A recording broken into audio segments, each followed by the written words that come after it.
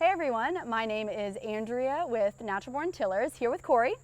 And today for our Organic Gardening Masterclass series, we will be talking about companion planting. So what things you should plant together because they grow well together. Before we get into the weeds about companion planting, I want to talk about my favorite summer crop, okra.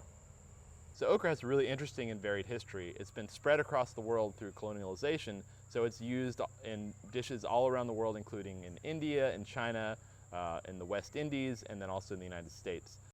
It's related to some other things that we know really well, including roselle or hibiscus and cotton. So it's got this beautiful flower, but it also has this delicious pod. It's kind of like the Bubba Gump shrimp of vegetables. So you can fry it, you can stew it, you can roast it, you can eat it raw. You can put it with other vegetables. It plays really well in a southern succotash. Most people don't like it because of the sliminess, but that can be avoided just by not cutting it and harvesting it when it's really small. My favorite thing to do is just to eat it raw. It's crunchy, it's sweet, and it's delicious. So as much as okra is one of Corey's favorite plants, I, however, do not love the plant itself because it has these hairs all over the plant as a form of protection for the plant. And it works really well because I do not want to be in here at all. It is very itchy, so when you are planting and harvesting your okra, wear long sleeves. Do not, wear long sleeves, wear pants, because it can itch for days. So today we're here to talk about companion planting. And companion planting, simply put, is just putting good neighbors together. So all of these plants that we grow in our garden evolved to have very specific ecological niches that they fill. And while we can't copy those niches, we try to mimic them as much as possible. So we look at where there are vacancies in space and where some things might help each other. So in this scenario right here, we have okra and we also have cantaloupe melons in the back. And okra does a really great job of protecting surrounding plants from soft-bodied insects because of those spiny hairs on the stem. Also, we've put some zinnias in front here, so they can bring in pollinators and other insects that might help protect both of these plants. So we're trying to stack the features of this garden where the zinnias are out front, the okra is going to grow really tall, but then we also have some support here for these melons, and the melons will actually grow into the okra and it'll help support the weight of the melons as they mature. So when we think about growing things for companion planting, we're going to focus on 4 basic topic areas. We're going to focus on growing to increase our production. We're going to focus on growing to maximize the space that we have. We're going to focus on what do these plants do to share nutrients, so how we can improve and build the soil. And then we're going to also talk a lot about how certain plants can help relieve insect or disease pressure. So now let's go into a bit more detail about the 4 components of companion planting. So first, let's talk about its ability to save space. So you can save space in your garden by using a method called intercropping. And intercropping is basically just considering the overall orientation, sun exposure, different plant heights, and also the root structures of different plants and how those kind of play together. Some plants grow well together because they're just a good fit. Corey mentioned this earlier. Some plants are just really good neighbors. And because they're good neighbors, you can plant them more densely, therefore saving space. So things like radishes and lettuce, garlic and carrots, tomatoes and basil, right? You can plant those really densely because they're really good neighbors and they grow well together. You can also plant certain crops for structure. So whether that be a structure as in to allow another plant to grow up or use as support, or a structure as in to create shade for another plant or to protect the soil, kind of acting like living mulch. Through companion planting, we can also increase production by succession planting. And last video we talked about crop rotation and crop planting, and this is where it comes into play, because you need to consider when a plant is going to be seeded or transplanted and when you're going to harvest that crop. And so by using succession planting, you can get continuous harvests. So for example, you can grow shade tolerant crops like radish, turnip, lettuce, arugula, fast-growing things like that that tolerate shade, you can plant those underneath a slower growing, taller crop like okra or corn, and that way you have continuous harvest throughout the season. Another reason we use companion planting is to improve the soil. And plants have evolutionary pathways to share nutrients with each other. And we've talked about one example before, which would be legumes and their ability to fix nitrogen into the soil so that other plants can use it, heavy feeders. And another example would be long, deep-rooted vegetables mine phosphorus, and those create an excess of phosphorus, just like the legumes and nitrogen, so that other plants can use it in the future. And lastly, there are a number of crops that you can plant in your garden to decrease pest and disease. Plants like garlic actually repel Japanese beetles and aphids. And then we have marigolds that have this really cool ability to kill and control plant parasitic nematodes that live in the soil. And marigolds also repel tomato worms. You can also plant certain crops with the intention of attracting the actual pests and keeping them away from a more desired crop. These are called trap crops. And a great example of a trap crop would be sunflowers.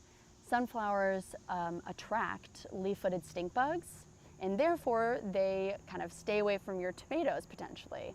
And you need to be careful about trap crops because as soon as those pest populations reach like a certain height, you of course do not want them to then go to that desired plant.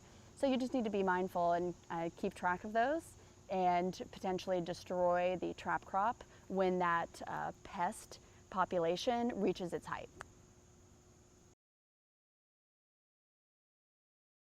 So one of the most recognizable companion planting strategies is called the Three Sisters. Many of you might know about it. We get it from the Iroquois Native Americans, and it was actually practiced widespread in North America from the native peoples. And it's basically a way of taking three plants that provide a complete diet and growing them together in a way that's beneficial. The way that the Native Americans would pass on this information was through stories. And so they would give personalities to these plants as opposed to, I'm just gonna eat corn. The corn actually had a personality, had a background, had a story. And so the story goes, there are three sisters that were planted by essentially the Earth Mother. And the first sister was the first to spring up, and it's corn. And she would grow very, very tall and very quick and basically be the leader of the sisters. The second one would spring up. The second sister is the bean. And the bean would come up and twirl around and would hold on and use the first sister as support. But meanwhile, during that time of support, she was actually creating a root structure that would nourish and help the second sister grow tall. The third sister is squash. And she was the lazy sister, so she would slowly come out after everybody else came up. She was the one that slept in late. But then she would cover the ground slowly with her large leaves and protect the soil from pests, from diseases, from insects, and then also keep things moist and basically act as a living mulch. And so all of these sisters work together to grow a complete crop. So if we look from a scientific perspective, what's actually happening with the Three Sisters garden, we know that beans need the support that the corn provides, and corn is a heavy feeder, so it needs extra nitrogen. Well, it just so happens that beans and other legumes have evolved to create, basically suck out of the air, the atmosphere, extra nitrogen and deposit it into their root nodules using some beneficial microorganisms. They actually produce a little bit extra, so that it feeds the corn and it grows taller.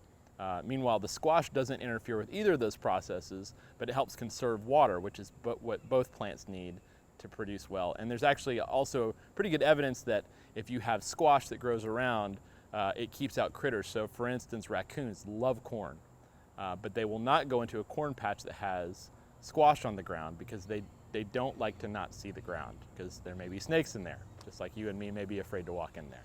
So what we'd like to talk about today is taking what we've learned from the Iroquois Three Sisters and applying it to the Deep South. And so we want to create the Southern Three Sisters. And so we were inspired by that, and we decided we would take our friend okra and we would plant that as corn. So okra is the first sister. She's spiky, you don't want to mess with her, she protects the other sisters.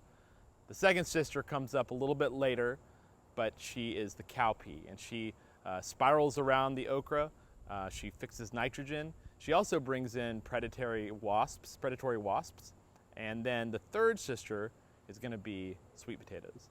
Sweet potatoes, also like squash, will grow very slowly, but they'll create this canopy over the soil that will protect it from excess rain or not enough rain. It will act as a living mulch to protect the plants. One of the other good things about this is that all of these things planted together provide a complete diet. So you have your protein from your peas, you have a bunch of carbohydrates and good carbohydrates from the sweet potatoes. Actually, you can eat sweet potato leaves. It's one of the few greens that'll grow in the summer, so we call it kind of a summer spinach. It's really delicious if you just lightly saute it. And then the other great thing about this selection is that it's at home here. It likes the humid heat. So we're in August, and all of our southern three sisters, are growing really well. It's essentially a set it and forget it strategy. There's very few pests that will affect it, unless you have deer. But then there's also, they're very resistant to diseases, and they'll grow really, really well in this climate. They'll also store for quite a long time. You can dry okra. They actually used to use okra seeds as a coffee substitute. And you can rehydrate okra and it'll thicken a stew. And then peas and sweet potatoes both have a really, really long shelf life. So we are able to do this in a really small area and grow a lot of food in a very compact environment. So this is southern companion planting at its best.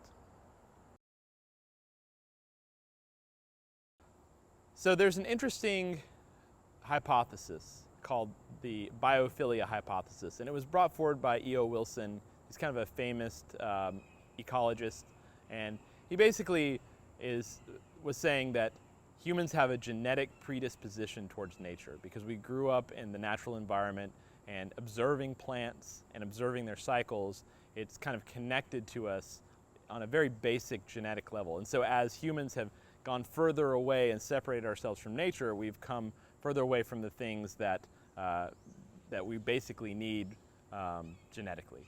One of the reasons we garden is to connect ourselves to nature again. And so there are things that we've learned throughout millennia when we grow food or we're around food that we eat. And so what have we learned, or what can we learn from this idea of companion planting, of putting plants together? If we look at plants as personalities, if we don't look at it as I'm planting some okra, it is delicious. If I look at it similar to the Iroquois folklore as a personality, if these plants have personalities, then all of a sudden we can connect to it a little bit better. So if we look at plants as personalities and putting them together as communities, we can learn a lot about people. So some things grow really well together and some things don't. Some things are antagonistic for each other. So what we've learned is that these plants grow much better when they're planted together. And when they are brought together, some of the weaknesses that may be found if they're grown individually, so nutrient deficiency or erosion, those things are covered. And so when you grow these things together, they're actually more productive.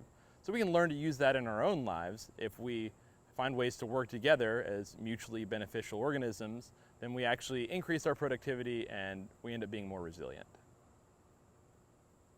So I hope you learned a lot about companion planting and how it might benefit you in your garden. Next time we're going to talk about some plants that we share culture with and how that interacts with your garden as well. So thank you so much for joining us today. And remember, plant a seed, watch it grow, share the harvest, take care and eat well.